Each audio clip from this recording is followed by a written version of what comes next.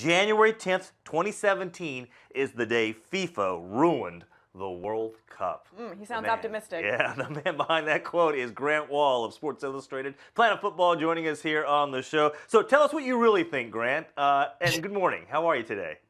I'm doing all right. I said I fear this will be the day that people will think the World Cup was ruined.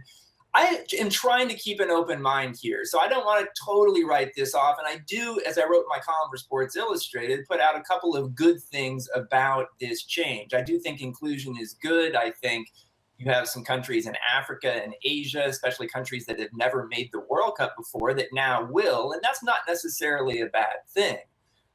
If you're very purely interested in the United States only, the U.S. will now qualify basically for every World Cup and not have to worry about that. And USA. And there will be better chances of going deeper in the tournament probably. But there's a lot of reasons, I think, which outweigh all the good stuff that this is a bad decision, and for competitive reasons, for a lot of reasons. Why did they do this in the first place? Well, it's going to bring in more money to FIFA. It's going to, and FIFA can use that. The FIFA scandal has hurt their ability to raise money. This is going to bring in more money for television rights, sponsorships, things like that. More money is not necessarily a bad thing, but it's not like FIFA has a great track record of handling money in the individual countries that make up FIFA. There's bigger problems that need to be fixed, like FIFA's reputation for corruption, like getting more women involved in the game. And I don't think anyone was necessarily crying out for a bigger World Cup here.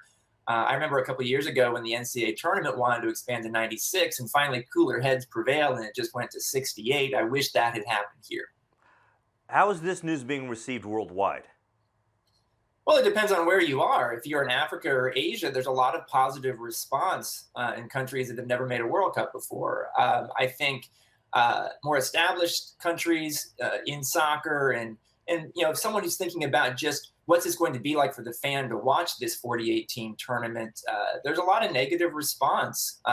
You're going to now see 3-team groups instead of 4-team groups. That creates all kinds of problems when you've got incentives for teams to not score goals, to have 0-0 ties. You're going to have non-simultaneous last group games. So there may even be incentives for both teams in the last group game to lay down and get a 0-0 result. Nobody wants to see that.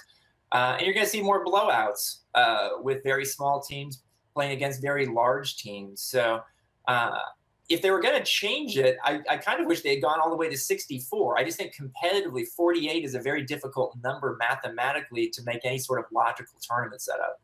Wait a minute. So you would rather have them expand even more than just go to 48 if they're going to expand? If they're going to expand, my preference would be to keep it at 32, which is a perfect number, and have more intercontinental playoffs to get into the 32 to make it more accessible to teams from non-traditional regions to get into the World Cup, and at least give them that opportunity. 32 is perfect. But if you're going to expand it, yeah, I'd actually rather go to 64 than 48. It's just a much cleaner number to get the games and the competition that you want. Oh, so Grant, you were talking about the shootouts. Now, is this actually going to be a part of this where they're going to try, or someone is trying to eliminate draws and go to shootouts there to determine games? Well, because you have these 3-team groups, it's very likely that it's not totally official yet that you would have at the end of any tie games a penalty kick shootout to determine kind of a winner. So if you get 3 points for an outright win, my guess is you would get 2 points for a penalty shootout win and 1 point for a penalty shootout loss, 0 points for an outright loss. Because you just need that to have a tiebreaker in these tiny 3-team groups. It's not an ideal situation. People don't like penalty kick shootouts in general. It's a little bit ridiculous of a way to decide these kind of